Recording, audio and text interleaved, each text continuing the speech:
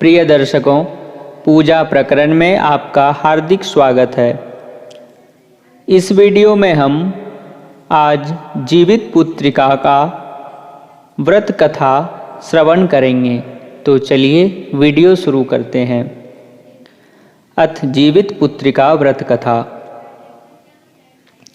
एक बार नैमिषारण्य के निवासी ऋषियों ने संसार के कल्याणार्थ सूत जी से पूछा, हे सूत, कराल कलिकाल में लोगों के बालक किस तरह दीर्घायु होंगे सो कहिए।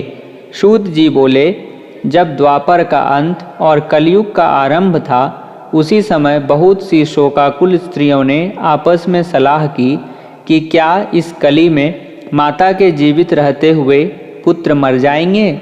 जब वे आपस में कुछ निर्णय नहीं कर सकीं, तब गौतम जी के पास पूछने के लिए गईं। जब उनके पास पहुंची तो उस समय गौतम जी आनंद के साथ बैठे थे। उनके सामने जाकर उन्होंने मस्तक झुकाकर प्रणाम किया। तदंतर स्त्रियों ने पूछा, हे प्रभो, इस कलयुग में लोगों के पुत्र किस तरह जीवित रहेंगे? इसके लिए कोई व्रत या तप हो तो कृपा करके बताइए। इस तरह उनकी बात सुनकर गौतम जी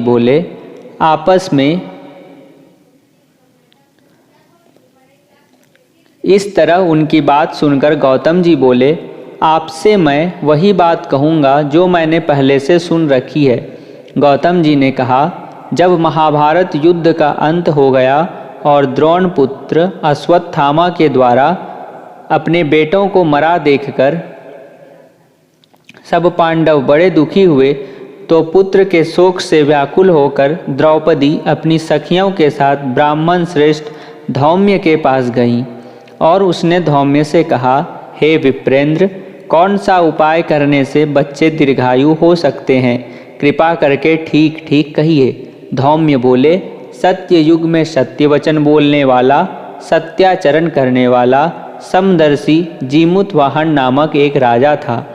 एक बार वह अपनी स्त्री के साथ अपनी ससुराल गया और वहीं रहने लगा। एक दिन आधी रात के समय पुत्र के शोक से व्याकुल कोई स्त्री रोने लगी, क्योंकि वह अपने बेटे के दर्शन से निराश हो चुकी थी। उसका पुत्र मर चुका था। वह रोती हुई कहती थी, हाय, मुझ बूढ़ी माता के सामने मेरा बेटा मरा जा रहा है। उसका रुदन सुनकर राजा जीमूतवाहन का तो मानो हृदय विदीर्ण हो गया। वह तत्काल उस स्त्री के पास गया और उससे पूछा, तुम्हारा बेटा कैसे मरा है? बूढ़ी ने कहा, गरुड़ प्रतिदिन आकर गांव के लड़कों को खा जाता है। इस पर दयालु राजा ने कहा, माता, अब तुम रोओ मत, आनंद से बैठो, मैं तुम्हारे बच्चे को बचाने का यत्न करता हूँ। ऐसा कहकर राजा उस स्थान पर गया जहाँ गरुड़ आकर प्रतिदिन मांस खाया करता था। उसी समय गरुड़ भी उस पर टूट पड़ा और राजा के शरीर का मांस खाने लगा। जब अतिशय तेजस्वी गरुड़ ने राजा का बायां अंग खा लिया, तो झटपट राजा ने अपना दाहिना अंग फेर कर गरुड़ के सामने कर दिया। यह देखकर गरुड़ जी ने कहा, देव योनियों में तुम कौन हो? तुम मनुष्य तो नहीं जान पड़ते। अच्छा, अपना जन्म और कुल बताओ। पीड़ा से व्याकुल मन वाले राजा ने कहा, हे पक्षीराज, इस तरह के प्रश्न करना व्यर्थ है। तुम अपनी इच्छा भर मेरा मांस खाओ। यह सुनकर गरुड़ रुक गए और बड़े आदर से राजा के जन्म और कुल की बात पूछने लगे। राजा ने कहा, मेरी माता का नाम है शैव्या और मेरे पिता का नाम शालिवाहन है। सूर्य वंश में मेरा जन्म हुआ है और जीमूतवाहन मेरा नाम है। राजा की दयालुता देखकर गरुड़ ने कहा, हे महाभाग, तुम्हारे मन में जो अभिलाषा हो वह वर मांगो। राजा ने कहा, हे पक्षीराज, यदि आप मुझे वर दे रहे हैं तो वर दीजिए कि आपने अब तक जिन प्राणियों को खाया है वे सब जीवित हो जाएं। हे स्वामिन, अब से आप यहाँ बालकों को न खाएं और कोई ऐसा उपाय करें कि जहाँ जो उत्पन्न हो वे लोग बहुत दिनों तक जीवित रहें। धौम्य ने कहा कि पक्षीराज गरुड़ राजा को वरदान देकर स्वयं अमृत के लिए नागलोक चले। वहाँ से अमृत लाकर उन्होंने उन मरे मनुष्यों की हड्डियों पर बरसाया। ऐसा करने से सब लोग जीवित हो गए जिनको कि पहले गरुड़ ने खाया था। राजा के त्याग और गरुड़ की कृपा से वहाँ वालों का बहुत कष्ट दूर हो गया। उस समय राजा के शरीर की शोभा दूनी हो गई थी। राजा की दयालुता देखकर गरुड़ ने फिर कहा, मैं संसार के कल्याणार्थ एक और वरदान दूंगा।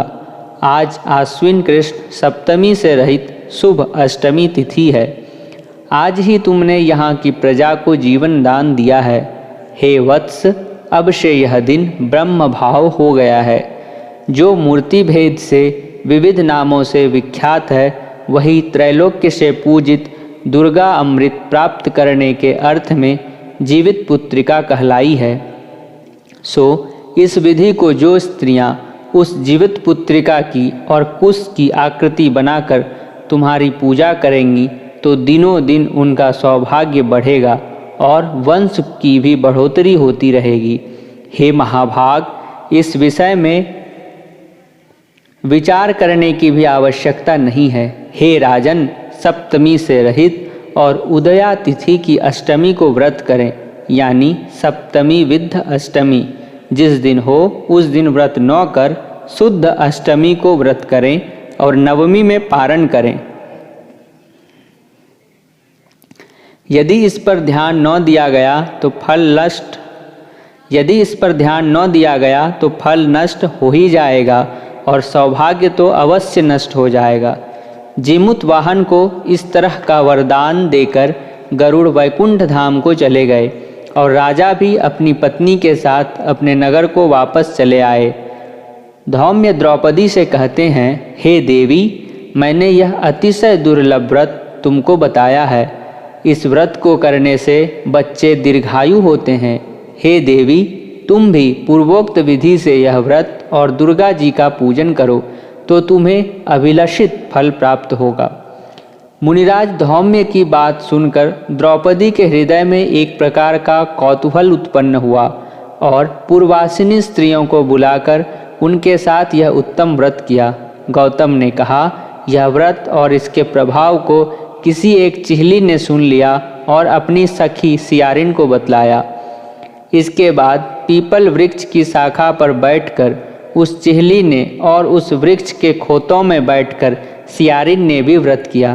फिर वही चिहली किसी उत्तम ब्राह्मण के मुख से यह कथा सुनाई और पीपल के खोते में बैठी हुई अपनी सखी को सुनाया।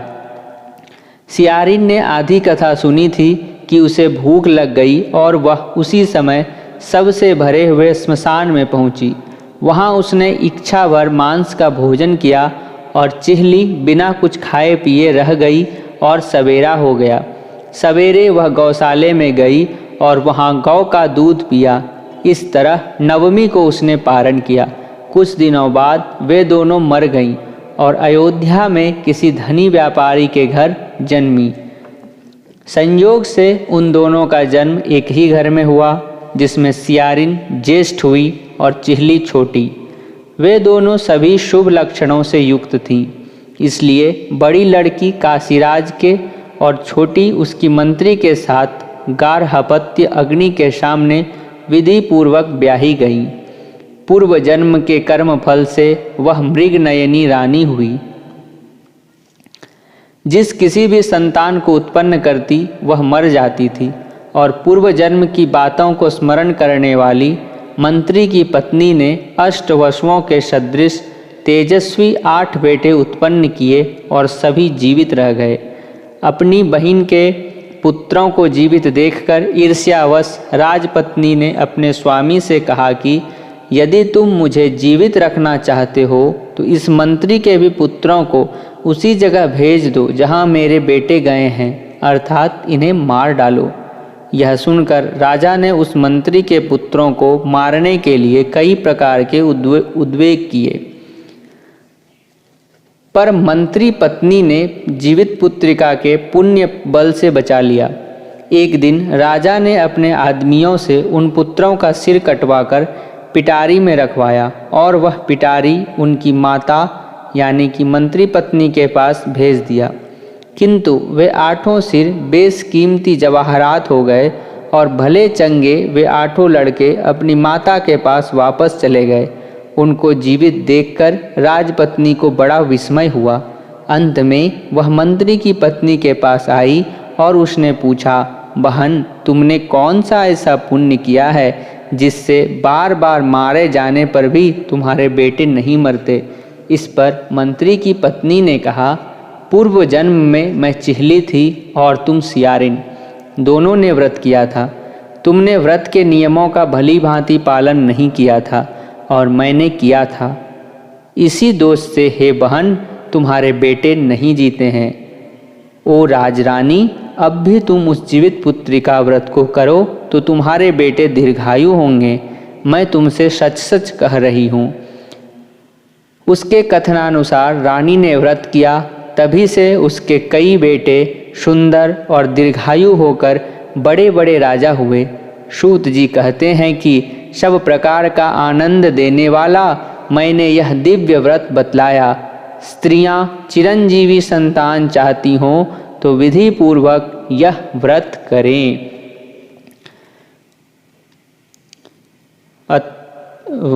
जीवित पुत्रिका व्रत कथा संपूर्णम। ओम जय जगदीश हरे, स्वामी जय जगदीश हरे। भक्त जनों के संकट, दास जनों के संकट क्षण में दूर करे। ओम जय जगदीश हरे। जो ध्यावे फल पावे, दुख बिन से मन का। स्वामी दुख बिन से मन का, सुख संपत्ति घर आवे, सुख संपत्ति घर आवे। कष्ट मिटे तन का। ओम जय जगदीश हरे। मातु पिता तुम मेरे, शरण गहूँ मैं किसकी। स्वामी शरण गहूँ मैं किसकी। तुम बिन और न दूजा, तुम बिन और न दूजा। आस करूँ